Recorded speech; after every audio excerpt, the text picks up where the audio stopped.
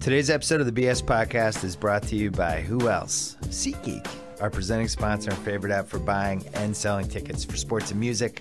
Go to SeatGeek.com/BS to start using SeatGeek, our buddies. Don't forget to download the free SeatGeek app and enter promo code BS. SeatGeek sends you $20 on your first purchase. Today's podcast is also brought to you by another one of our buddies, MeUndies.com, home of the world's most comfortable underwear. It's 2 times softer than cotton. I threw my old underwear out. It's gone. I'm a MeUndies man. MeUndies has dozens of styles and limited edition original prints. Save up to $8 per pair with a subscription, shipping free, U.S. and Canada. MeUndies.com/BS. 20% off your first order. And finally, today's podcast is brought to you by my new website, The Ringer. Subscribe to our newsletter at theringer.com. We put out 4 this week. We are taking care of you, America. And we're off. Yeah. Clear enough for you? All right. Yeah. Well, this podcast was a long time coming. Can you sing that? Jay Glazer, a man of many hats, Y'all ready for me? a man of many vocations. You touch a lot of lives. Wasn't You break until stuff, you do MMA, you have a gym, you're training people, then you're on Sundays. I can't keep track with you. Then it really wasn't until you offered me my $500,000 to come on here that I finally relented. And Under the table. yeah, that's exactly right. How you doing, man? I'm doing good. Good. Long time, buddy. I like it. I know. I like the digs here. This is nice. Yeah, Reminds me about my early days when I got kicked out of my first 3 colleges. This is nice. I like it. Our studio is not built yet. What people at home don't know that. We have the air conditioner No, sticking this out of the place is window. great. Oh, thanks. I think I just saw Diddy walk past with like 4 dancing girls, and then Usher was over here. Was that Bieber that he was over there with in your private basketball court? It was Bieber, Jackson, It was unbelievable. Diddy Jones. His place is incredible, man. I think the farm animals is a good touch too. I like Thank this. you. Yeah, it's good. So you showed me a picture. You just came from a place where Rob Gronkowski was, and you threw me into a loop because that's my dude. I mean, I'm My gym. a giant Pats fan. So Yeah. Gronk is there. Gronk is there. He's and ready for. He's getting ready for 2016. A little bitter tast in his mouth, maybe. No doubt. And well, not only that, we have Martellus Bennett also. So the 2 of them yesterday. You have Martellus Bennett? We have Martellus Bennett. So when we're sitting in there, he's like, I think I'm going over to New England. I said, yeah, you got 2 other teams that are interested in you also. And he's like, well, how the hell do you know this? I'm like, well, you're supposed to be telling me this. So it's kind of back and forth. But when you saw the 2 of them together, we're standing over there in our little front desk area, and you see him over there, and you're like, how the hell is anybody going to stop these guys? It's going to be Like, really, it's ridiculous. And Martellus is, look, I root for these guys. I'm not the type of guy who tries to use my pen as a weapon. And people used to say, oh, he's not being objective. Yes, I am. You're not being objective if you use your pen for a weapon, right? It's just friggin' football. Who gives a, are we allowed to curse on your show? Yes. Okay. Yes, we are. Who gives a flying shit? So I don't take myself too seriously at all, clearly, right? And I root for these guys. I don't want to root for a guy. I don't want Johnny Manziel to fuck up his whole life. I don't want Martellus Bennett to. When Martellus came in, I said, hey, man, and he likes to joke around and play around and this and that. And he learned pretty quick because in our place, we really run you and lift you and build you up, but everybody runs and lifts. So if you want to be great, what could you do that nobody else does? We use mixed martial arts. We use boxing, we use MMA, and it's me and Randy Couture and Chuck Liddell, and there's nobody better to teach you how to really do well in a game of violence than this crew. And Martellus. How long has Gronk been there? So Martellus early on, he's talking and yapping and talking and yapping. I'm looking at this guy. I'm going, how the hell does this guy not make more Pro Bowls?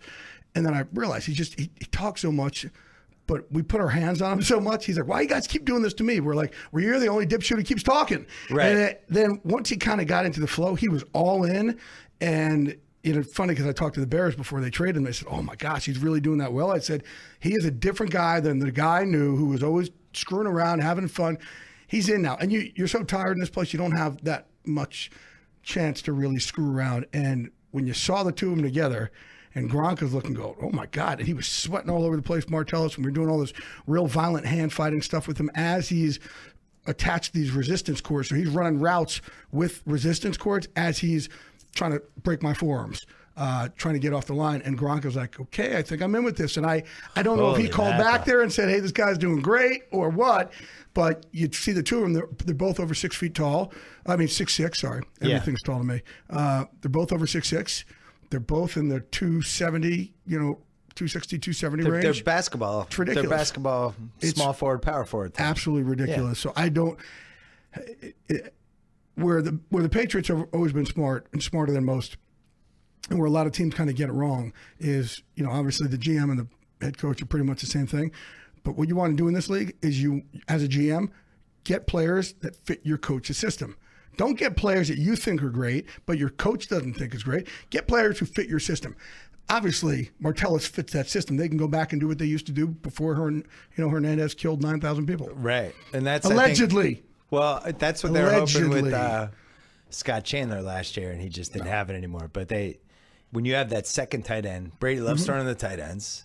Now he's going to have two beasts. I always thought Bennett was super talented. I didn't know if it was Cutler's fault or whose fault it was, but he never seemed to get there. The thing with Bennett is he's like a wide receiver. He acts like a receiver. He gets diva-ish. And we talked about it too. I am very blunt with these guys. Right? We have this gym over here, Unbreakable Performance, with me and Brian Urlacher and Lindsey Berg, who's a 3-time captain of the U.S. Olympic women's volleyball team, that we're trying to make like the Soho House of Training right up here. It's a pretty cool thing. I didn't get an invite. Is it because I have no muscle in my body? Absolutely. You have a couple of them. I have an athletic frame. Yes, we call that. We call that skinny. We don't have a name for that yet. Yeah. Okay. But at any one point, you'll have in 25 NFL guys, 5 UFC fighters, but you'll have The Rock is there, and he'll be spotting the 3 hedge fund guys, and Usher will be in there with a dancer, and you'll have a bunch of women in there doing Muay Thai or boxing in a cryo chamber. We have PRP there. We have an IV bar. You have the cryo chamber? Oh yeah, we are very cutting edge, but everybody's together. Whether you're my 65-year-old Jewish boss or my we have women in there who are in their 60s and 70s. As long as you're successful and want to use kind of what made you successful and kind of share it with others, you're in. Pretty cool little thing. Is that how you got into Ballers? Because of The Rock started coming to the gym? Did you notice that I was in Ballers? Well, I heard you're more prominently involved in the second season. I am. I've already won, This is not an HBO promo, by the way. I just heard you were in for this season. You actually have lines and stuff. You're a character. I had lines in the first season, too. No, but I mean, you're in the stories now. I won 2 Oscars for my rendition last year. I have a great-looking Jewish reporter with a huge schwanz. I won 3 Grammys, and for this year, I think they already gave me a Nobel Peace Prize. Yeah, there's no Grammys for acting. There are now. That's how good I was. I was that good. Well, I got a Grammy, a couple Tonys. No, it was, and Rock and I. So now you're in. Yeah, I'm in a lot this year, and I know I'm good because I had like a couple fight scenes. I have a strip club scene. So you have a strip club scene? Oh, you're damn right. 14 hours at a strip club. I just couldn't seem to get it right that day. I had to do it over and over. And usually I'm money, but it is funny. And I think my best value to a lot of my friends like Dwayne is I make them very immature. So it's like the dude factor, right? Life is my locker room. I have fun. If you take me seriously, you're an idiot. All right. For anybody who rips me, you're a moron. Life is my locker room. Let's have some fun. And he and I just get along great. Is The Rock more famous, just as famous, or less famous than I think he is? More. But you know what? That's how I feel like it's unbelievable. I feel like he's one of the most famous people on the planet, and nobody really understands this. He was the biggest box office star last year. He had more money than anybody. But let me tell you what he does. And this is why I love being around guys like this. And Strahan and I have been since '93, since day one, right? But we grind and we grind and we friggin' outwork the world, and we use each other to help this and that, and people just look at you like, oh, suddenly you're successful, you got lucky. Fuck no, nobody gets lucky. We outworked everybody, and we put ourselves in the right place at the right time by outworking the world. That's The Rock. Dwayne does that more than anybody, and he named his company $7 Productions because when he started it really started on this journey, he had less than $7 in his pocket, literally. Wow. I didn't know that. He crapped out in the CFL. Said, okay, I guess I'm going to go try pro wrestling. And, even that, you got to try out. And he had less than $7 in his pocket. And the reason why he does so much, and we talk about all this stuff, is because he's just always afraid to go back to that. And you got to love a guy like that. I'll tell you, I'm a wrestling fan. Yeah. He's the best wrestler of all time. Is he? Yeah, because he was great in the ring, but also his promos Right. and the way he could ad-lib and all the stuff you have to do that's not wrestling. He was also like the best at that, and he's just not replicable. Like you knew he was going to transcend wrestling and do something else pretty early. When he, even if he wasn't this guy, he's the type of guy I'd want to be one of my closest friends. He is such a good human being, and he's also one of the type of guys that really pays it forward. He understands, hey, God has blessed him with this incredible life, and he's now going to bless everybody else. And he does so much that we don't know about of visiting children, and it's incredible how many lives he touches, and he's happy about it. You know, a lot of celebs, you see him, and they're just full of shit. They got their publicists making sure they're doing something. He's carefully arranged puff pieces. He is not at all, man. Like, he really, every day to him is a happy day because where he is. It's really refreshing to be around. Were you training with Strahan in like the 2006, 2007 range a little bit? Was I training with him? Yeah, were you like helping him be good at sports? We Because retired. I'm trying to decide how much to blame you for the Patriots-Giants loss. He actually, because he was really good in that game. I trained him after that. I don't like you as much as No, I did trained him 2 after minutes that. ago. And let me tell you about that game. Please don't. Okay. It still hurts. No, I won't. tell me. Okay, Tell well, me. no. I'm just going to brace emotionally. No. Right, tell me. Tell me about one of the worst days of my life. Please. Literally during the game, Strahan and Osteen and Tuck, and they were getting after Tom so much, they thought they were getting set up. And they were actually holding back. They're like, it can't be this easy. Something's wrong. Bill and them are suckering us. They're suckering us. And that's how much respect that you have for Bill Belichick and Tom Brady. Oh, they're God. like, no, it can't be this easy. But they were beating the hell out of the O-line. Yeah. And they were just running free on them. And they literally were holding back thinking they're getting rope-a-doped. And they would have had a ton of sacks in that Like first George half. Foreman in Yeah, they 1974 or it's something, exactly. yeah. That's what they were doing. And it was amazing. There wasn't until like really midway through the third, Michael turned and said, you know what? Son of a bitch, I think we're really just kicking their ass. I don't Yeah. think we're getting set up on everything. Let's release the hounds. I wonder if DeMarcus Ware and Von Miller had the same conversation in Denver I think 2 they months knew, ago. They probably did. But I think they knew going into that we're going to be able to get them. Where there was so much respect for what the Patriots had done that year. You didn't have confidence you're getting to Tom. No one gets to Tom. Yeah. You didn't think you were going to hit Tom a lot. Even if you beat the O-line, he gets rid of the ball so fast. One thing that people don't know about your guy, Tom Brady, okay? The one thing that people don't know, and we all know how much Peyton Manning works because he lets us know. We all know how I much. love that subtle dig. God, now you've won me back. I'm back. We all know how hard Drew Brees works. We all know how hard some of the greats work. Tom Brady works just as hard as these guys. Being great is a sickness. You got to be sick. It's got to be 24/7, and it is. It's just that he doesn't let people in, so you don't know. He works just as hard as Peyton, just as hard as anybody else, nonstop. Every minute of every hour of the day, that dude is trying to think about, he's going to text the coach on this. He's going to text the coordinator. He's thinking about this. He's watching film. It never stops, never stops, never stops. You've just made my case for two separate things. One is why Deflategate was so ridiculous, because he's doing so many different things. How does he have time to worry about whether the balls were 7% less than they should have been?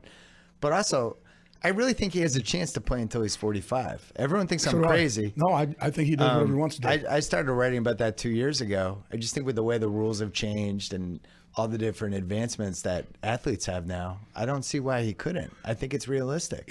He trains his ass off, doesn't get hurt, doesn't take a lot of hits. The only reason he wouldn't... Doesn't drink, doesn't do any of that stuff. Goes to bed at 8:30. Who said he doesn't drink? I don't think he drinks. Yes, he does. Maybe he has like a half Crevassier? a glass of Pinot Grigio on Sundays. You're killing him right here now. Jeez. I think he plays until the repetition of it gets to him. A lot of times guys retire because they're so tired of the meetings. They're so sick and tired of sitting in there. And a lot of times you're sitting there, let's say training camp, coaches are going over stuff. You've heard it 18 years in a row. It's kind of like, oh my gosh, why do we have to be in here? But you do. You have to be in there. And a lot of times guys are just like, I'm done with all that stuff. I just want my life back. However, once they leave, they're like, damn, we hate that stuff.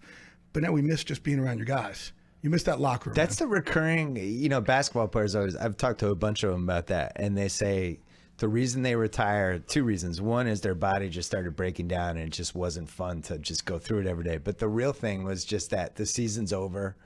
You know, it's like for football player, it's like May, and you're just like, fuck, I got to get up at 6 o'clock today, and I got to do this.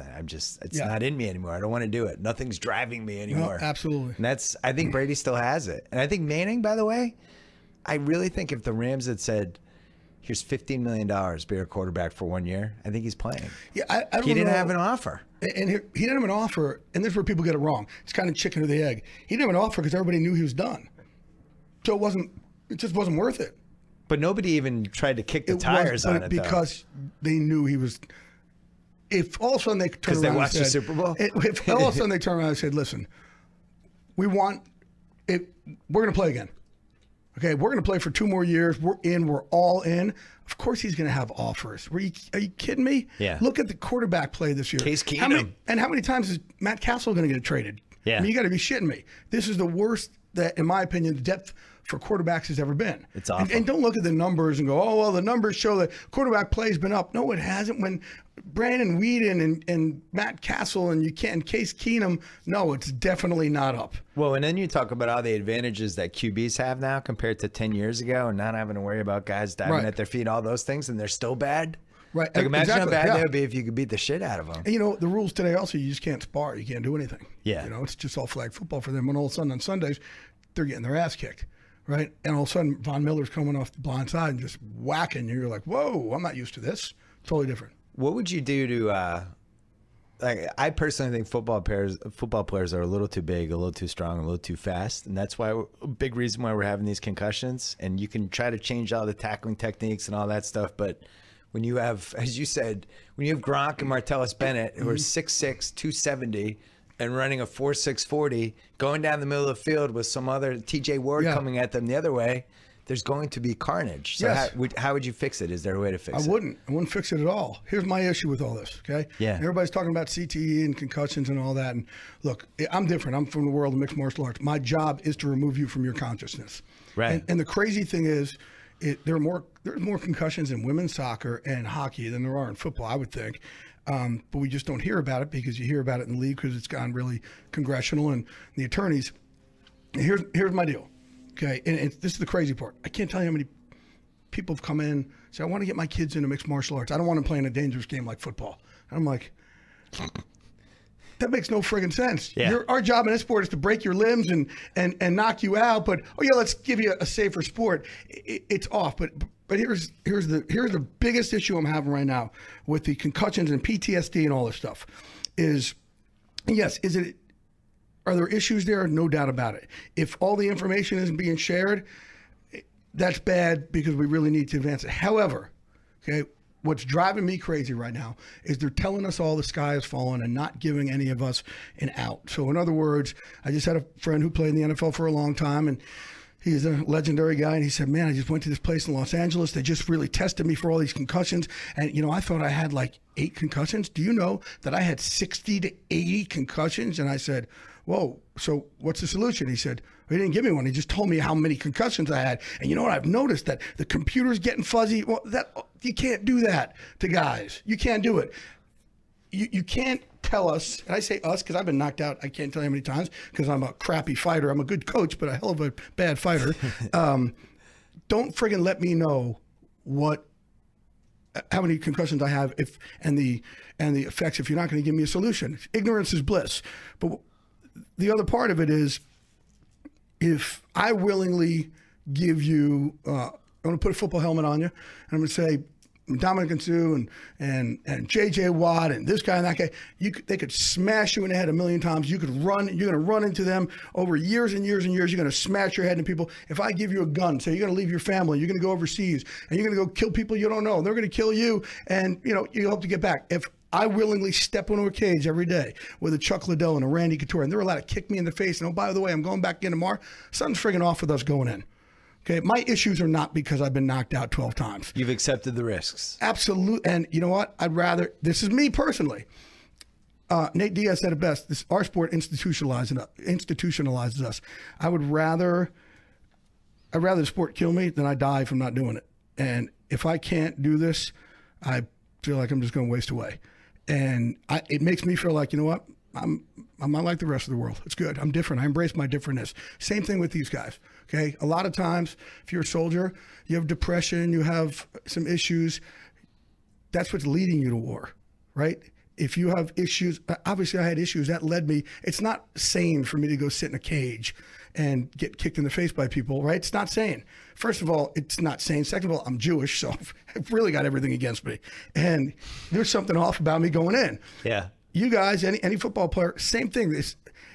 It helps lead you away from certain problems. And now that we're going, oh man, this guy's suffering from depression, this guy's suffering from this. No, we had it going in for the most part. Not every single person, but a lot of us had it going in. And now we're just lumping it all in together. We have, our soldiers come back and they tell you man, you got depression, man. You have this 10% PTSD. And they're like, this is nothing. You had to see how I was before this. But they're not judging that.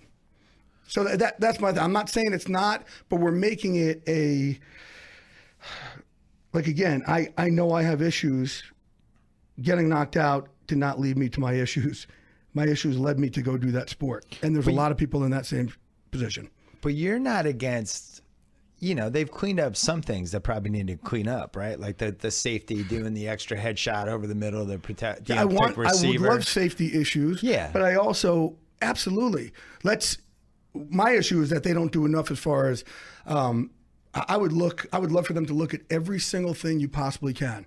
Okay, I would love for them to look at, hey, this guy has an idea in South Carolina. He thinks it's going to help out. Let's listen to him. Yeah. Right.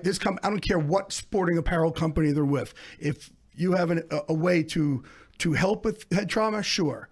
And I also like the CTE thing. Everybody's like, oh, we have CTE, and they say, Frank Gifford suffered from CTE, and I'm going, well, sign me up for that one because he's had a hell of a life. I'll take that. I'll take that for him. He's had a hell of a life. So I just think everything gets lumped into the same thing now with what I mean? It's like, oh my gosh, this is the worst thing. Even like you brought up before, like Deflategate. Like everything doesn't have to be a friggin' gate.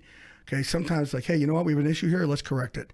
Not make a huge congressional hearing or something. Shouldn't we be more worried about what athletes put in their bodies? And I'm not just talking about PEDs, but for me, it's like the great hidden thing with the NFL. And the thing that nobody talks about or seems to care about, everyone cares about concussions. Nobody cares about all the painkillers these guys are taking to try to get through a season. Right. And that's just kind of washed to the side. What do we do to monitor this stuff better? Is there a way to even monitor? No, I don't think there. And well, you're in a catch-22. You play a game of pain. They're taking away all the painkillers, and they play a game of pain. Again, you're talking to the wrong guy about this. So you'd make everything legal. You would do like I wouldn't make everything legal. The SNL. Actually, I think I would actually. Olympics. Yeah. No, not steroids. I'm not talking about steroids. Hell no, not that. But did you ever see that sketch? Yeah. The guy's arms fell off.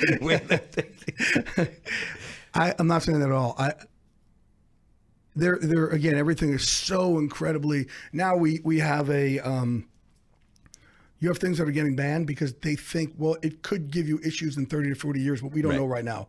Well, then why do that? Yeah. Why do that? Right now it's helping guys, right? And if this guy right here has a torn meniscus and a high ankle sprain and a herniated disc in his neck, and he's like, oh my gosh, I got to get out there and play because he wants to play, and they're still putting him out there without a painkiller, I'd rather have the painkiller. Let's say Peyton Manning did take PEDs when he had the 4 neck surgeries. Well, he was needs trying a to come refund. back. Huh? He needs a refund because it didn't work. Well, let's say he did. Why is that a bad thing that an athlete who's trying to make money, as long as he's not doing it during the season with the games? Because he's giving him an advantage over somebody else. You do have to have the same level playing field. But do you think just in general, should we be able to use it for recovery? I think if you can get a guy to heal, absolutely. Like stem cell over in Germany, absolutely. 1,000,000%. I'm pro recovery. Absolutely. Stuff. That's my my point. Why we're but so that was my point about it. the painkillers and anti-inflammatories. Yeah. Help these guys recover. Help them. Don't send them out where they're like, oh, I can't use my right arm, but I'm going to go play because I can't because there's so much pain, there's so much inflammation. Don't do it. Let's get them out there where they're in as best shape as they can recovery-wise, and they're not thinking, oh my gosh, I'm just going to go out there, I'm going to be a sitting duck, because then you really get hurt. MMA had a big PEDs problem for a while, and it seems like they're at least trying to make a concerted effort to clean it up. Was there a point where you were scared with that with MMA? Because there seemed a couple years there was like, whoa. It would piss me off when our guys would fight against somebody who was, because I'm like, well, it's bullshit. Because you knew. And I'm like, it's bullshit. Like, our guy's doing it right, and this guy's not, and it's bullshit. It's an unfair advantage, no doubt. And then but we also know, look, this sport is, I love our guys in that sport. I really do. And they're a bunch of characters. They're morons. But like my two closest friends, and they're obviously, are Chuck Liddell and Randy Couture, who train with me over at Unbreakable. And we are probably more sensitive in our conversations than any other dudes on the planet, because who's questioning our manhood? Yeah. You know what I mean? These guys will cry over a friggin', yes, they'll cry over the Notebook in 2 seconds. Because, like, no one's going to look at Chuck and be like, look at you. Oh, I'm sorry about that. My bad. I'll cry right along with you, Mr. Liddell. You know, we really do. We have, like, the most sensitive, down-to-earth freaking conversations that you really can't have with most of your dude friends. You know, they always talk about UFC, somebody will get built up as a star and then they lose. And it seems to be this cycle that happens over and over again. And everybody goes, oh, this is bad for the UFC. And then another star comes up. To me, the UFC is the star. Right. It's the brand, right. Like a WWE, if The Rock's not there and John Cena gets hurt and they lose, all of a sudden it's like, shit, who do we have for WrestleMania? And they got to drag out Triple H and they got to bring back, Shane McMahon is now in one of the main events. UFC, it's like next man up. I don't think it ever ends. I agree with you. And here's the thing also. Here's the difference between the UFC and boxing. I know, look, I started in boxing. My coach's name was John Davenport. May he rest happily in peace. Love this man with all my heart. But the difference is, in boxing, your job is to pad your record as much as you can to get some marketability. And then half these guys want to try and make sure that they retire undefeated. That's not what makes you great. What makes you great is to look for a loss, to look for that guy to beat you, and then figure out how you can get better than to beat him. That's why the Leonards and the Haglers and the Hearns were so freaking great, and why Ali was so friggin' great. Fight anybody. Beat me outright. And in this sport, Randy Couture finished with a record of like 18-12 or whatever it is. Don't make him a loser, right? He's not going to pay. He's going to say, okay, I get to fight Brock Lesnar with a torn elbow, and he outweighs me by 80 pounds. Shit, I'm up. Sign me up. Little BJ Penn fought at 205 once, right? He's a little 155 pounder. He's like, great, I'm in. That's what you want. That, in my opinion, that's what makes these guys different. You just saw Conor McGregor. I know everybody killed him for it, but he moved up 2 weight classes. Good for him. He's like, shit, I'll fight a heavier guy. Beats me, which he did. I love the sport because you take that ego part out of it. Retiring undefeated doesn't make you great in that sport, right? Finding that guy who could beat you so your martial art can get better, and then come back and beating him, then you find out who the fuck you are. When did you feel like the whole human cockfighting narrative had officially gone away? When you were able to tell people what you did and they didn't laugh at you. So what year was that? Like last month. No. I only had a couple fights. It was 2003 and 2002, 3, 4. Wait a second. You actually... Yeah. In UFC? No, minor leagues. Oh, really? Minor leagues, yeah. You have real fights. Yeah. And what happened was, my first day on the job at Fox, David Hill, I came in all beat up. I won this thing called the Naga World Submission Fighting Championships. And I came in there, David Hill's our boss at Fox NFL Sunday, and he comes in and my eye is shut, my nose is all over here, my foot's broke, and because these heavyweights in the next, they fell into me on some other stuff. So I come in and David Hill's like, the fuck happened to you? Yeah. And I said, hey, I just won the World Submission Fighting Championship. Yeah. He says, and he's Australian. He just did the Oscar. He goes, I don't know what the fuck that is, but you'll never fucking do it again. And I was like, why? I'm clearly not on TV for my looks. And then I realized, I'm on TV for my looks. Yeah. No, I'm not. No, that's what he meant. But his thing was like, I can't have the family in Nebraska who wants to know why our insider's eye is shut and his nose is broken and all this. And I said, why? I think it adds to like the dude factor. He's like, no. So for years, they wouldn't let me do it. I had to learn how to do something else, and I learned how to start coaching. And I actually took a fight. You love this. I took a fight on an Indian reservation in Arizona because they don't exactly check records and blood tests and all. And this is how I found out. Is I was taking a fight right after I was told by Fox, you can never do this again. So I'm like, all right, I'll use a fake name. I'll do my stuff, whatever. And I just signed with them, but I couldn't stop. And it was on an undercard. The headliner was Tommy Morrison making his MMA debut. Oh, wow. So, and then Dan Severn was on the card, who's a legend. I'm like, okay. They said, wait, Tommy Morrison. I said to the guys, doesn't he have AIDS? And they said, no. It's gone now. I said, it's gone now? What do you mean? Like rub some Vicks on it? It's gone? Like, how is it gone? I said, no, he says it's gone now. I said, well, wait, did I miss something here? He says, no. He says he doesn't have it. I said, well, how do I know my guy doesn't have AIDS? And they said, you don't. But don't worry about it. He won't. I'm like, are you shitting me? Oh and they're my like, God. yes. I'm like, yeah, I don't think. Actually, my dumb ass was still going to take a fight on there. Luckily, I tore my calf, thank God. And that was at the end of my fighting career. That was 2004, I think. Jesus. And, yeah, it was like the wild. Man, I love it. I'm happy I got in. Again, I wish I had more fights. That David Hill didn't do that, but I got to train guys, and I've trained 300-something guys in the NFL now. It's almost like you're two people. Actually, it's almost like you're three people. I got like 10 personalities. Trust me. If you knew Yeah, what was you going on kinda do, inside this though. head over here, yeah.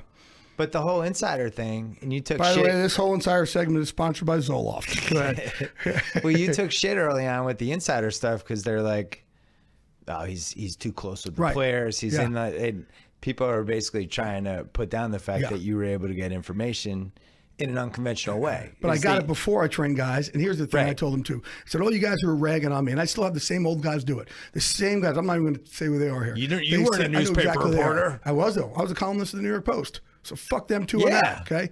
So what my point was, all you guys who are criticizing, why don't you criticize the guys who write books with their players and coaches and they make six figures off it? I've never made a dime off this stuff. Off of now this gym I have over here, I hope it's huge, but it's not players. We have everybody, but I've never made a dime off it. But you guys make six figures off of writing books with this coach and that player and this coach and that player. Yeah, you're objective. Fuck that. And See, that's a big thing for me because like I remember I went on the draft for ESPN in 2014. I'm a Boston fan. I'll admit it. Like I love the Celtics, and they got this guy at number 17, James Young, that I really wanted them to get. And they cut to me, and I was doing a fist pump, and then everybody's like, "Oh, he's not objective. He shouldn't be doing the draft." I'm like, you realize that nobody's totally objective, right? Who's in the sports media? Everybody's got biases. Everybody's got And they use it coaches the they wrong way. figure and athletes. And I mean, you even saw with I know you probably can't talk about this, but with CBS, the way Simmons and Nance were announcing Peyton Manning, like it was still Peyton Manning, and just kind of overlooking the ducks that were just levitating in midair. And it's like everybody protects everybody, and that's the way it is. But here's the bottom line too. Again, for all those people who used to rip on me or rip on you, it's just fucking sports. Give me a break, okay? Yeah, We're not covering the seriously. Middle East. We're not here saving lives. We're not really. I mean, all we are is escapism. That is it, man. Thank you, God, that we have this ability to make money and have fun and not grow up. That's all we are. Let's not take ourselves too seriously. And you know, when I first started in this business, I was a newspaper columnist, and they would say to me back then, "Well, and I would try and do everything because I was broke and poor, and it was Yeah. awful. And the New York Post paid me a whopping $9,000 a year eventually. Like, hey, thanks. Congratulations. I know, and which covered like 4 days of beer for me. And then You got Murdoch back eventually. Eventually. With some salary negotiation. and I started trying to do radio and TV, and the other newspaper guys were like, "No, we don't do that." I'm like, "No, who's we?" They said, "We don't do that. You How are only we do all this." on the Yeah, I'm same like, team? "You motherfuckers aren't on my team. I care. I'm my team.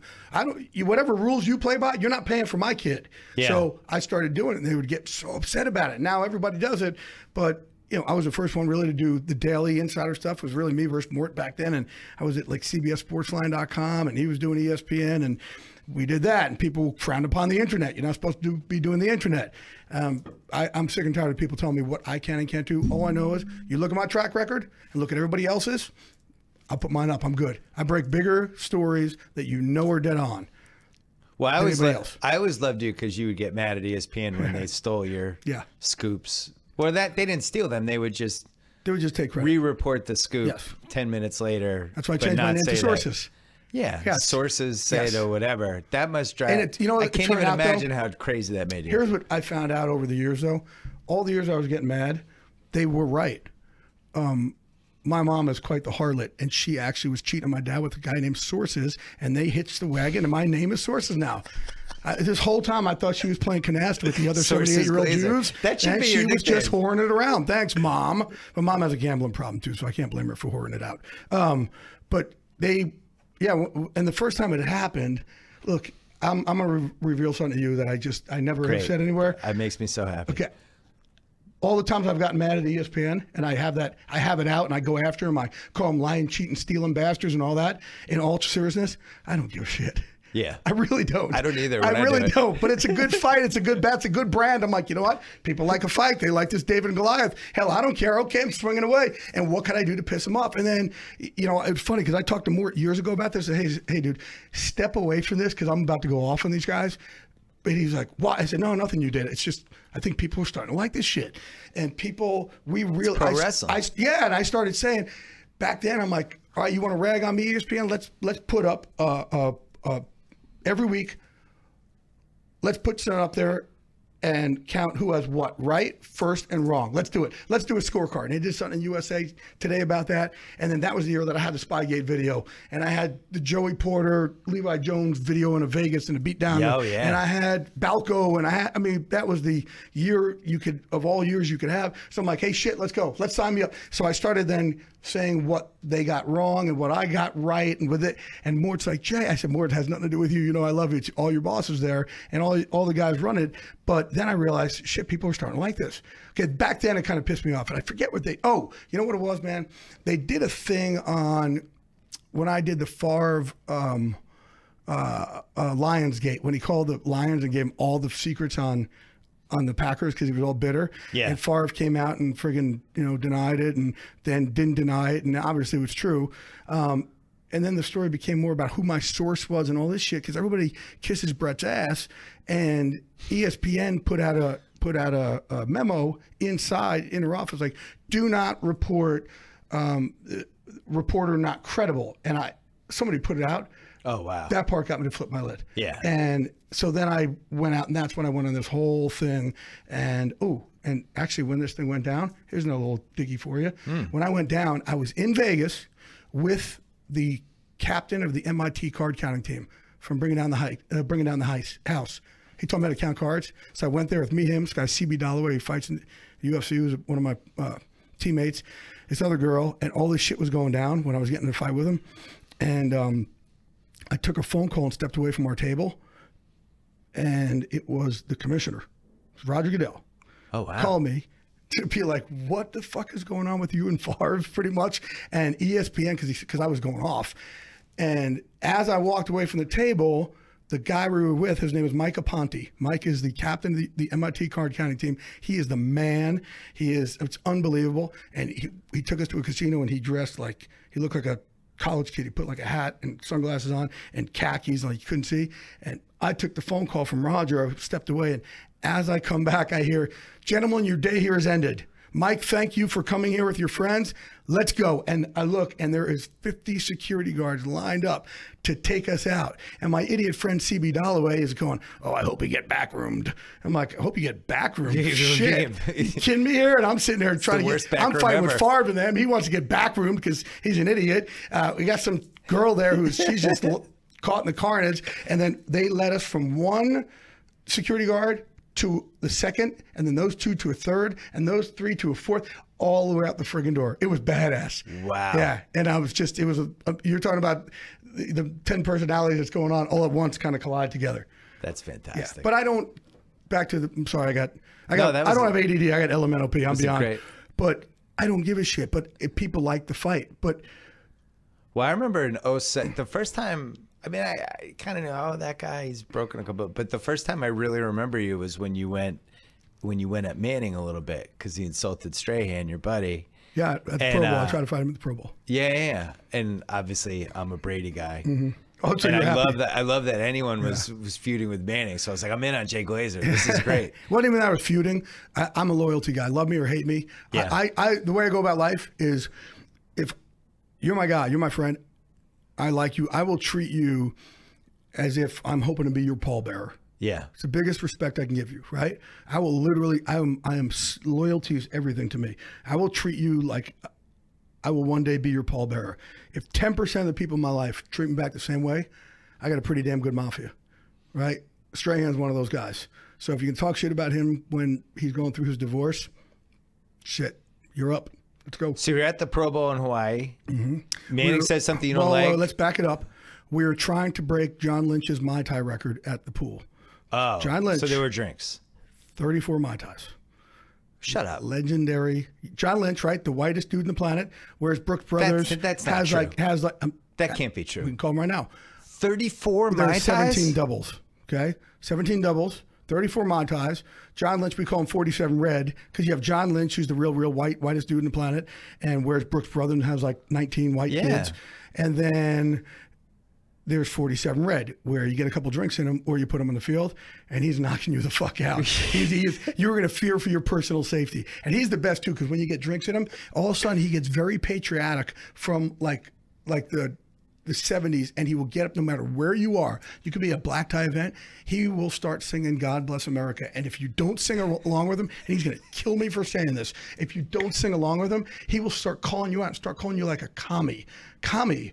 What is friggin' All in the Family? Like, who uses those words? Are you shitting me? And he's, God bless America. And if you don't do it, man, he will start wearing you out. So 34 Mai Tais. Yes, he's a very impressive human being. He's a very accomplished person. So you're having Mai Tais at the bar in John Lynch's honor? We wake up early the next morning, me, Steve Hutchinson, Rondé and Tiki Barber, and Lynch, to break Lynch's Mai Tai record. And Tiki, we got there at 9 o'clock in the morning. With 5 guys to drink a combined 34? No. Each one, we're going to see if we can go. It started at 9 a.m. Tiki pussed out at about 12. At 5, Giants me and fans love Hutch, that I was married at the time. Yeah. For a whopping 10 months. Wow. If you had 10 months in the divorce pool, you won. Wasn't Strahan's was short too, right? The first No, one? his was just ugly. Oh, okay. Then we got our wives at the time, me and Hutch, they made us leave at 5. Rondé stays, and he's going for the record. Oh, no. He's going for it. So he goes from 9 a.m. all the way till it's about 1 o'clock in the morning until he crapped out. And so that's like 2 an hour for... He had 15 of them. He crapped out at 50, so 30. So we're little Rondé Barber. He's impressive. Amazing. Very impressive. Thank you. And so when do you run into Manning? Well, so later on in the night, I was up there with me, Sean Payton, Eddie George, Lorenzo Neal. I like that. Sean Payton, our first coach in this story. Yeah. So he's right there for it also. And I'm actually waiting for Chuck Liddell to come. Okay, because Chuck is just hanging with me, and you could throw any name in this point, and I would believe it.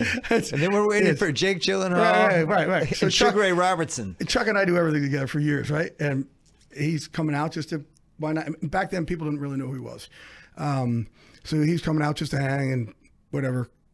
And I said something to Peyton. Peyton had been like, we had been really close at one point, and then all of a sudden he just kind of turned on me and turned on, I think, a lot of us.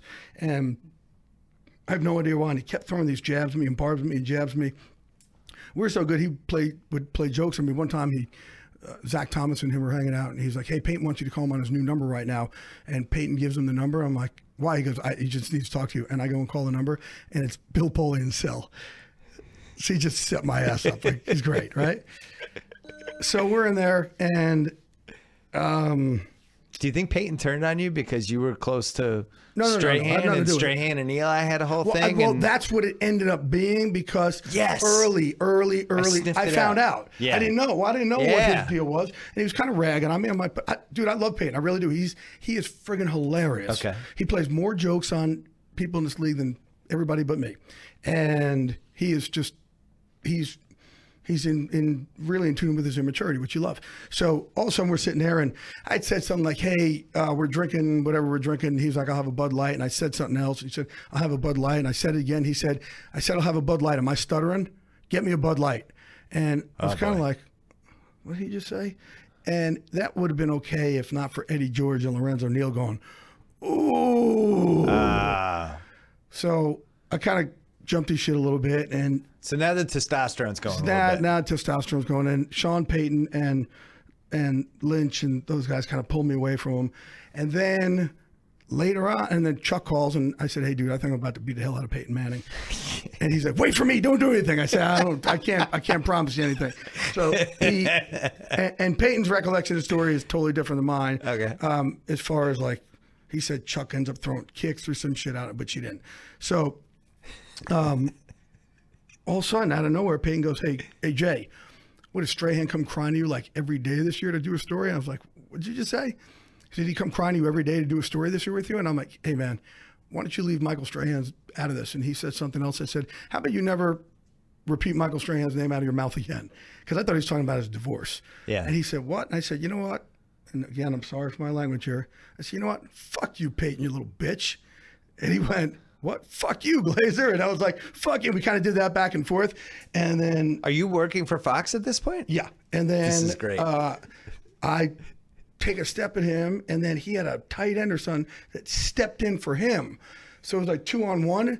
And then my friend, though, he stepped in for me, and my friend's Chuck Liddell. So he came flying in there, and because he saw the tight end or whoever was step in for Peyton, and Peyton, Chuck's like, we got a problem over here, we got a problem over here. And Chuck's kind of eyes, you know, he clicked over. Yeah. And I'm like, no, Chuck, get back. And the tight end, like, zoop, stepped away. So now it's just me, Peyton, and Chuck. And I'm like, Chuck, go away, I got this. He's like, no, don't fight him now, fight him tomorrow. I'm like, no, I got him now. And now the crazy thing is, my wife at the time and Peyton's wife, they're both sitting right there, and they're both looking at us like, these two are just the biggest morons in the world, which we were. We were just being drunken idiots. Like freshmen in college. And we really were. It's so stupid. But at the end of it, I basically let him know that it was not okay to do. In no uncertain terms, I've cursed enough. I used my F factor here on your podcast. So basically told him, dude, I don't ever disrespect you. Don't ever do it to me. And just because you play football and I don't does not mean you can whip my ass. So let's try to treat each other in a respectable manner. And then later on, I went back and I was like, and I was obviously a lot more vocal about that.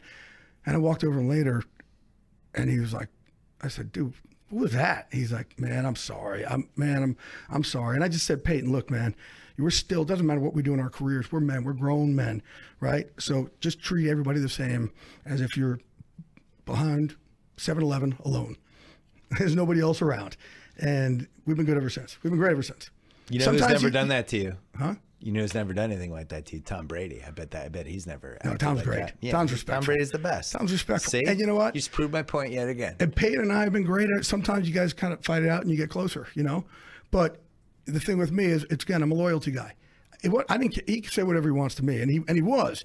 It wasn't until he said something about Stray, and that's my guy. I will fight you in 2 seconds for one of my guys.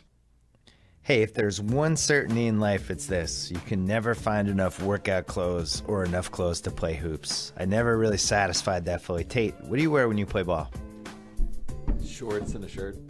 Yeah. Yeah, see, casual, right?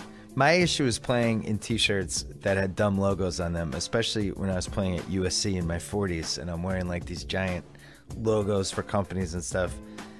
Thank God there's a place for quality logoless activewear that's 30 to 40% less expensive than the big brands. Thank God for athletescollective.com.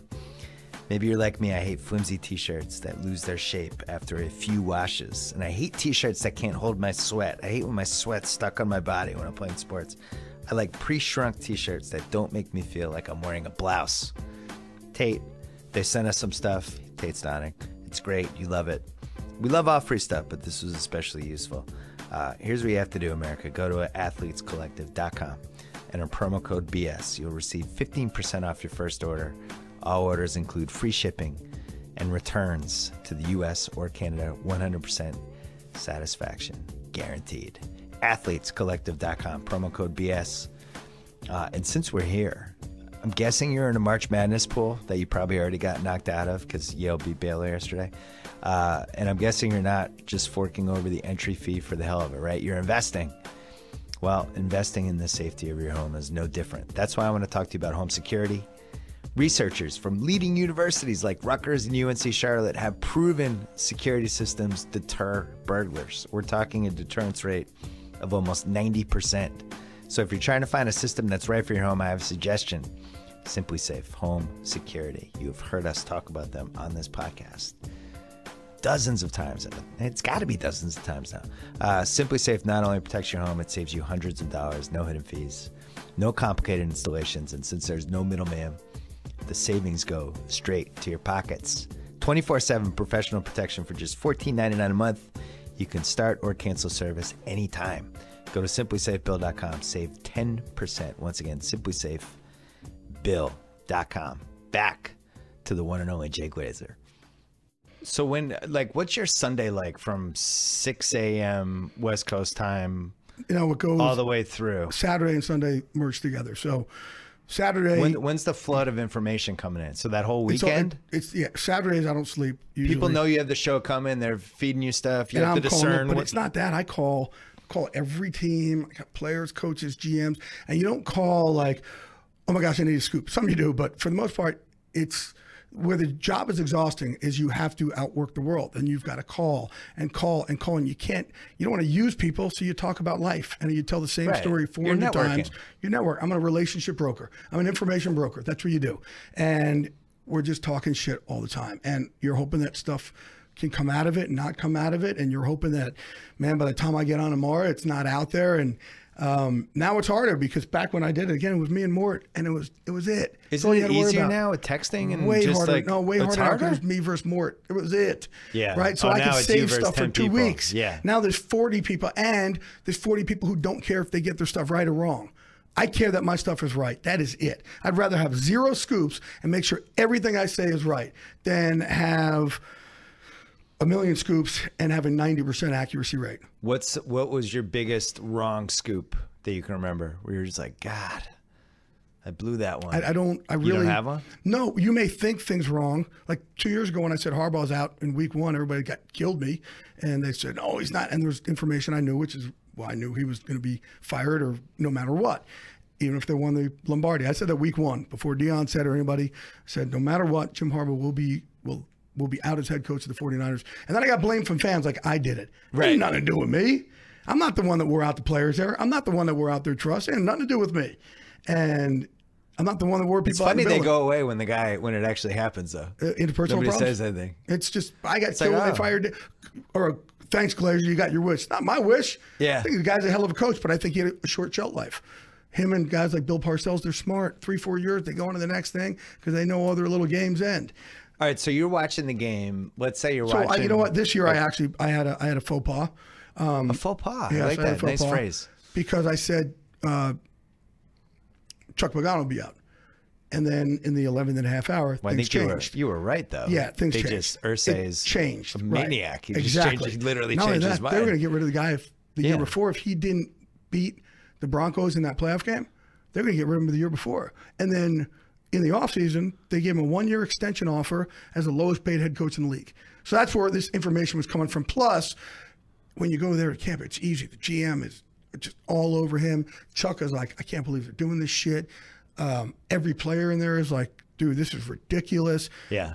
And you just knew. And then as the season went on, you heard more and more. So when the season ended, and still it's like, and he knew he was gone. We were, you're always trying to help your friends out behind the scenes and see what could be available and what's not, where you can help guys out. And I try and somewhat be like a temp agency if you can, right? If you will.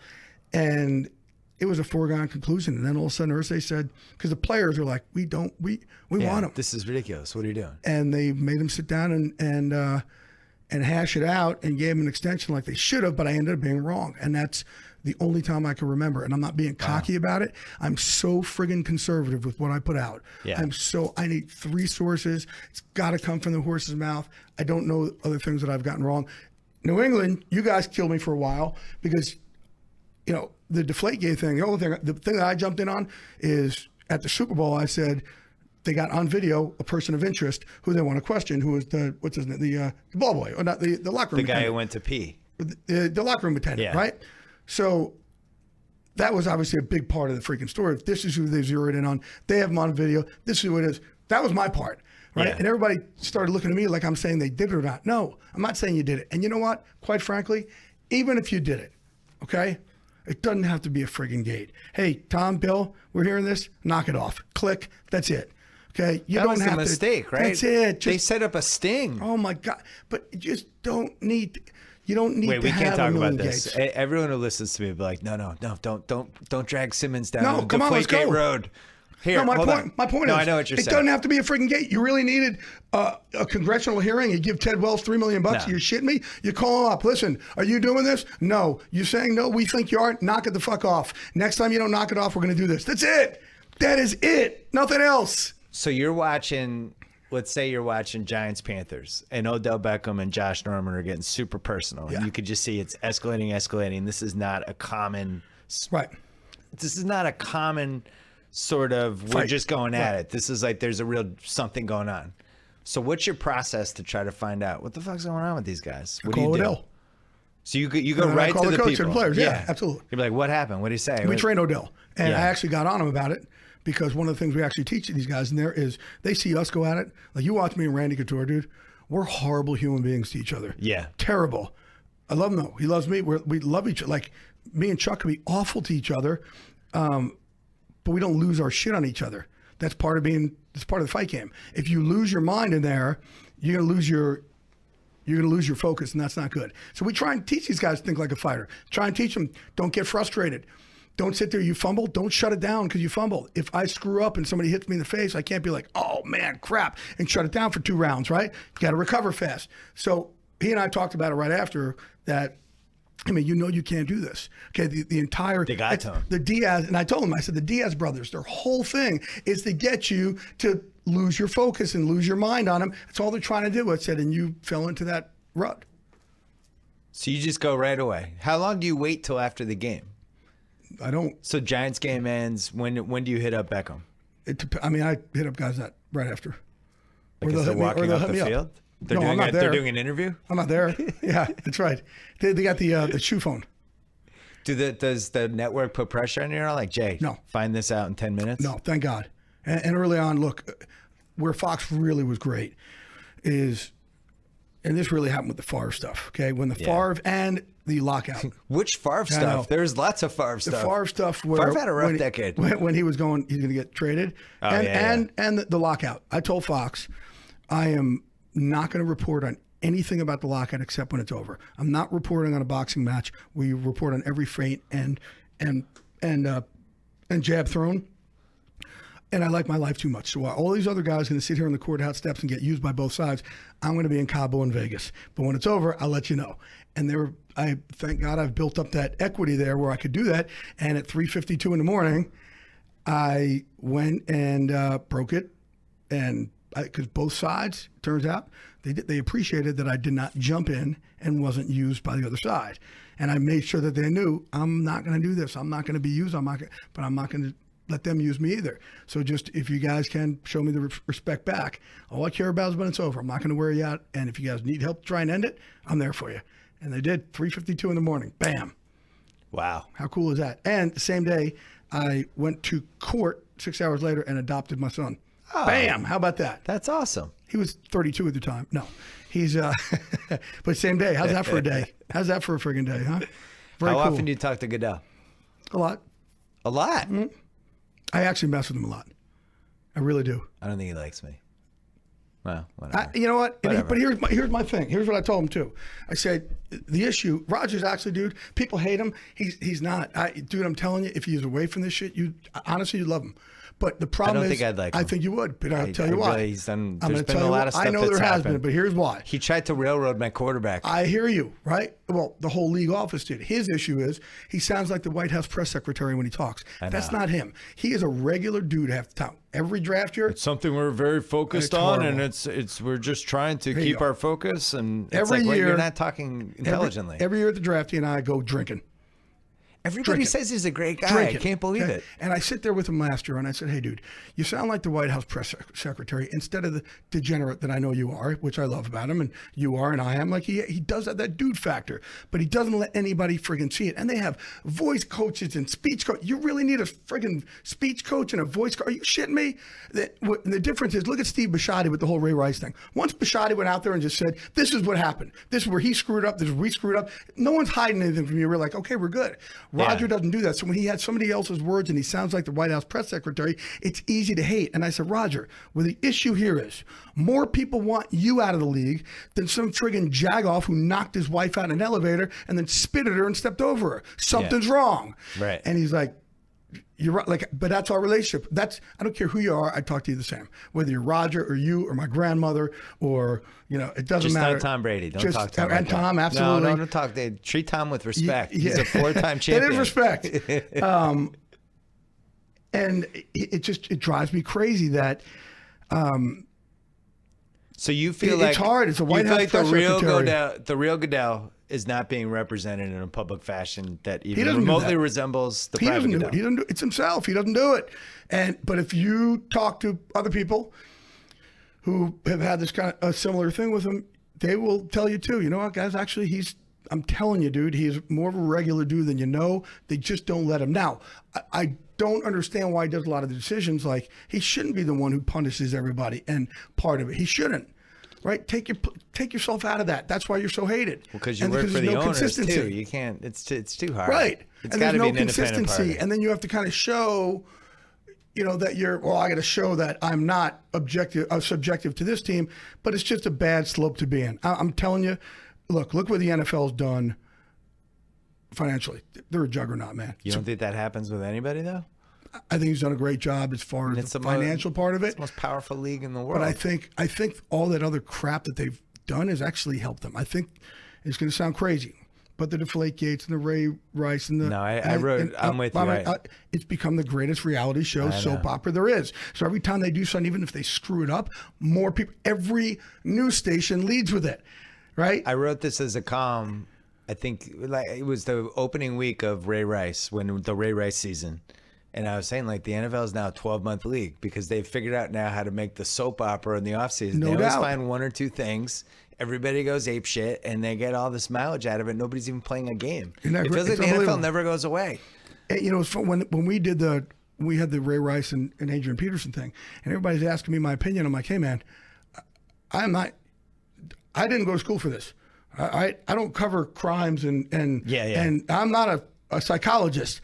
I am someone who goes to a lot of psychologists, not the other way around. And you're asking me to be your social compass. Absolutely not. I'm here to talk about football. That's it. Okay. You want to know about what my opinion is of somebody as a player? Hey, I'm in. But I can't talk to you about the difference between what Adrian Peterson and Ray Rice did. And same thing, I'd call like Rick Spielman. I go, Rick. And I told John Harbaugh this too. I'm like, guys, you're friggin' football coaches. You're meatheads.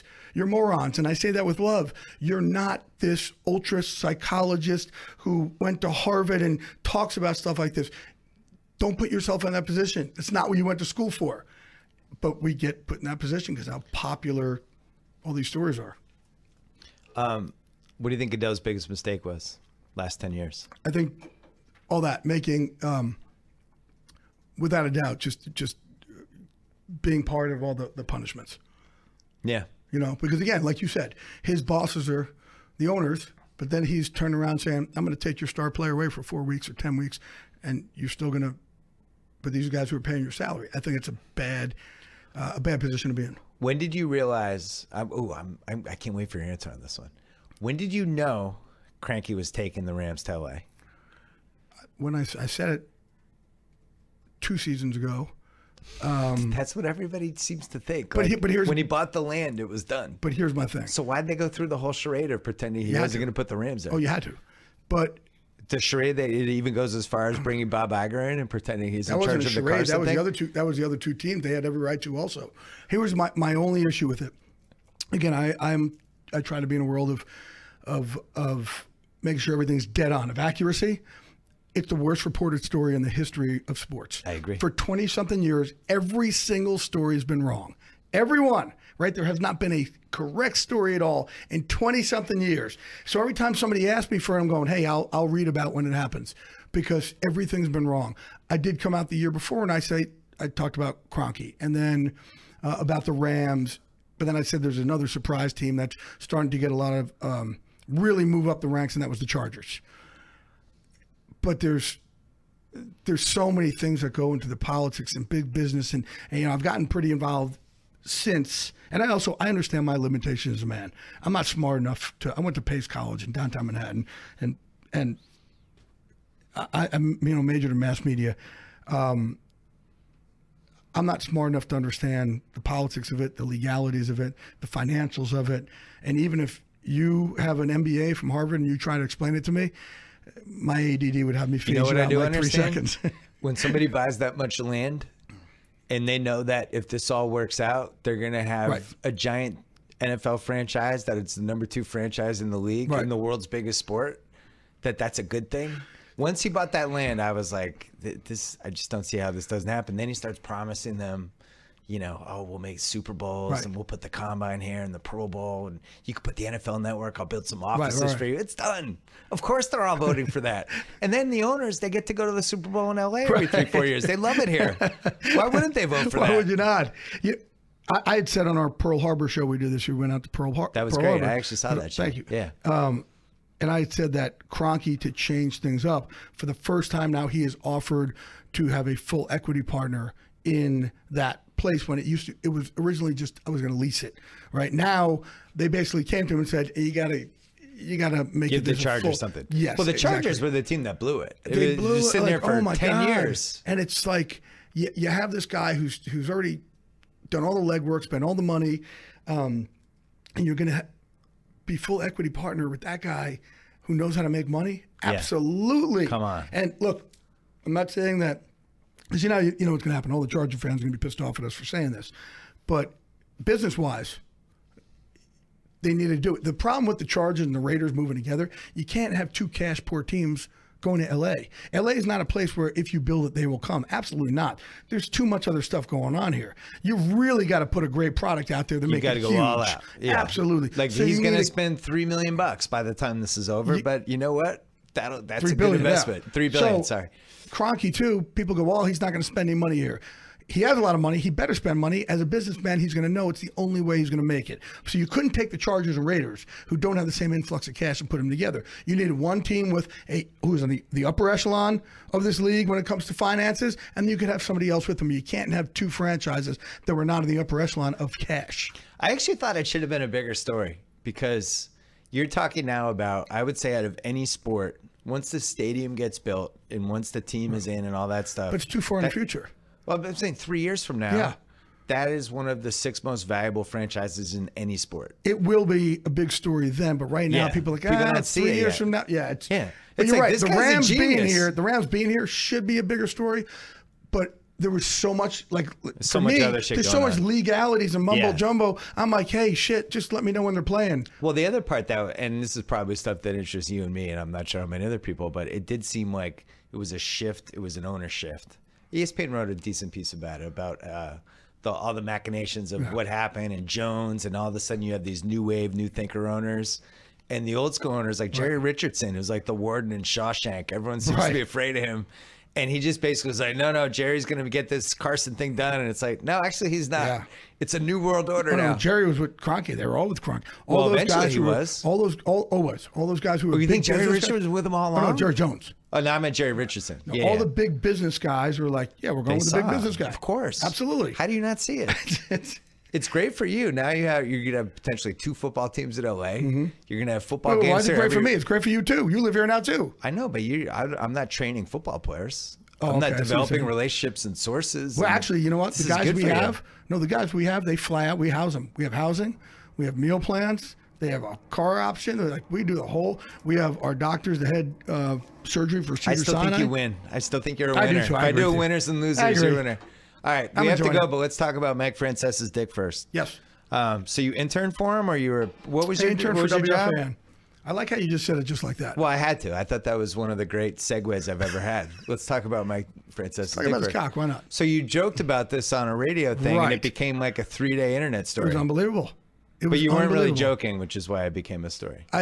He's a healthy man. No, I didn't really say it. I just thought it was funny. So, Did you know you were going to cause a 3-day internet riot? No, because it's not the first time I've said it. Okay. And I always joke around. And then I by the way. So if people don't know, I was doing a show and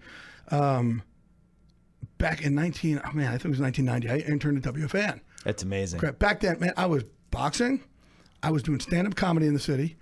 I was bouncing for the friggin' Gambino crime family. Oh, my God. It was awful. I had to check for weapons, and you had to frisk people for weapons, and guys used to have razor blades in their belts, and they would tell you, all right, so put your thumb in here. And I said, how do you know if they have the razor blades? They said, well, if you slice your finger, I'm like, can we not have another a fail-safe thing? And then I took a gun off a cop, and both sides drew on each other. And that's, again, I realized I'm not even Italian. I'm Jewish. What the hell am I doing? Yeah. I got the hell out. But I was doing all these jobs. But I interned at WFAN Radio right when Mike and the Mad Dog started becoming huge. And it was a great time to be alive down there. It was great. Glorious times.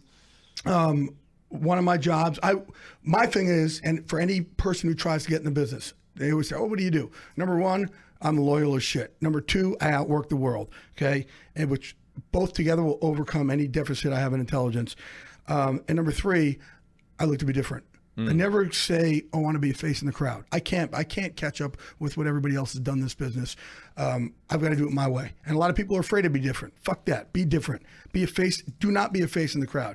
So at WFAN, when I was interning, I'm like, how could I separate myself from the other interns? So I would ask to do everything. You basically, as an intern, you went to the newsroom and you sat there and you were treated like, crap, which is great. Go get food. Absolutely, which is great, which you should do. Move up the ladder. So I would say, hey, can I go to this boxing press conference? They're like, huh? Yeah, sure. And I would go to like a press conference. I said, can I work the draft? I know football really well. And I would ask them every day. And finally, they were like, yeah, it's okay. You can go. So I was there at the draft. It was in, I think it was either in the Marriott Marquis or Madison Square Garden. It was early days. Giants drafted Gerard Bunch with the 30th pick. Yeah. Right? A fullback. Shaky pick. From Michigan, right? Yeah. Who actually lives out here. He's a jiu-jitsu guy out here now, crazy enough. And at one point, Francesa points to me and goes, you, come on, let's go. I'm like, what? And let's go. And I'd take him to the bathroom because he had, 3 minutes in between breaks or whatever. And I'd take him to the bathroom just to make sure that he got back in time. So I told people that I looked at his schwanz and I was like, wow, it's really impressive, because why would I not say that about a guy? I'm not going to sit boss, there. Yeah. Did I really see his schwanz? No, people. I'm sorry, I didn't. I really didn't. I'm not a dick watcher. However, I did text him the next day because it went crazy. And I texted him and I said, hey, dude, I'm expecting a very, quote, sizable donation to my charity, MVP and Touchdown Dreams. This was recently. Oh, yeah, this was a couple weeks ago. The day after. Yeah. So with the Super Bowl, I said, I expect a sizable donation to my charity. You can't buy marketing like this.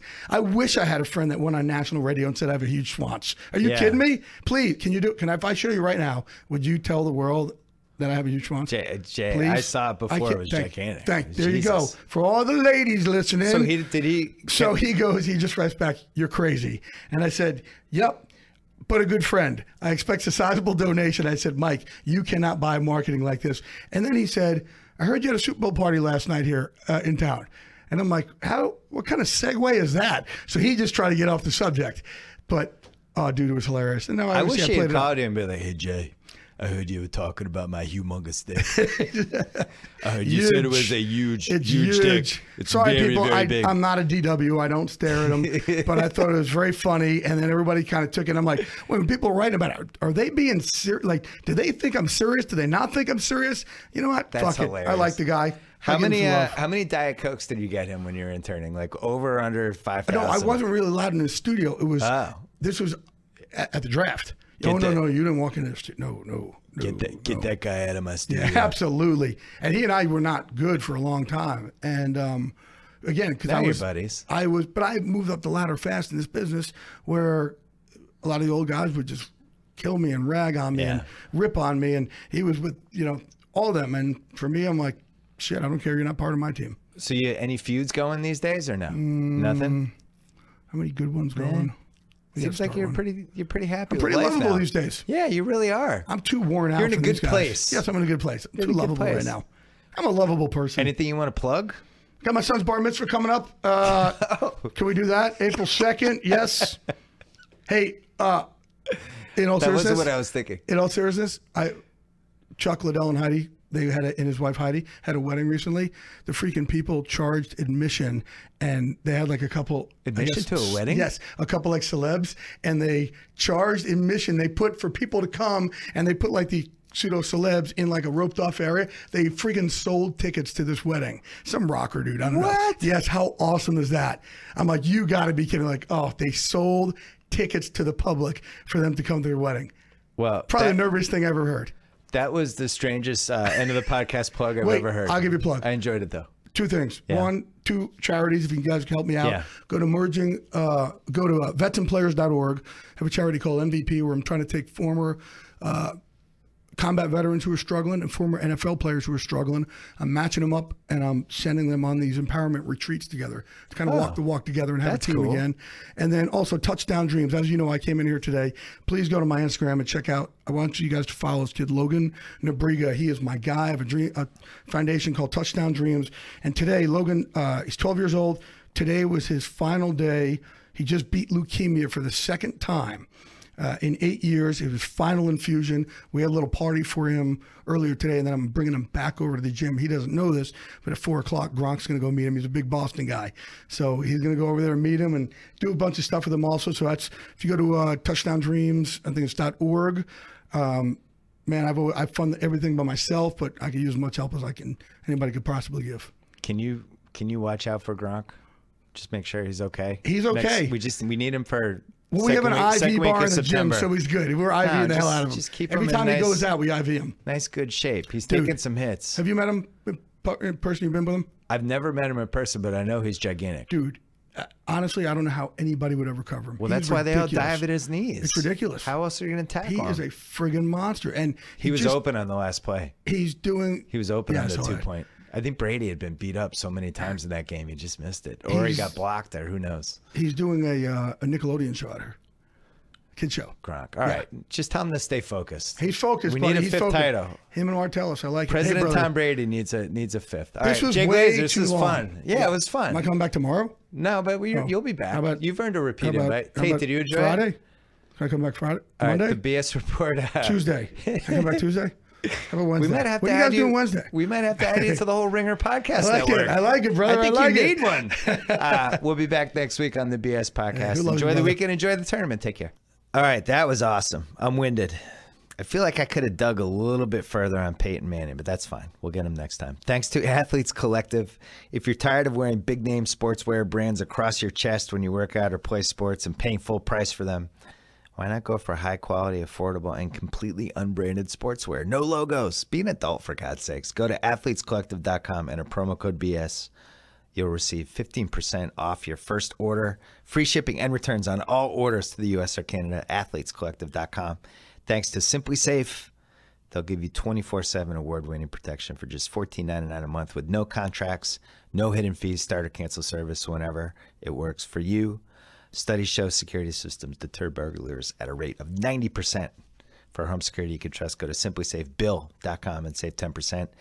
Thank you to HBO Now. You don't need cable or satellite to watch HBO anymore. Download the free HBO Now app and start your free 1-month trial today. I would advise doing this because there's going to be something happening on HBO Now next month, and you're going to want HBO Now. Just trust me. I promise you. We may or may not be involved. Thanks to SeatGeek, the presenting sponsor of the BS podcast at Channel 33. We love you, SeatGeek. Thanks to The Ringer. Go to theringer.com to sign up for our new newsletter. We've already done 4. There's more coming. They're free.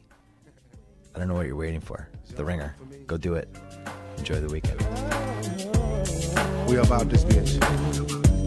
Anytime y'all want to see me again, rewind this track right here. Close your eyes. The picture.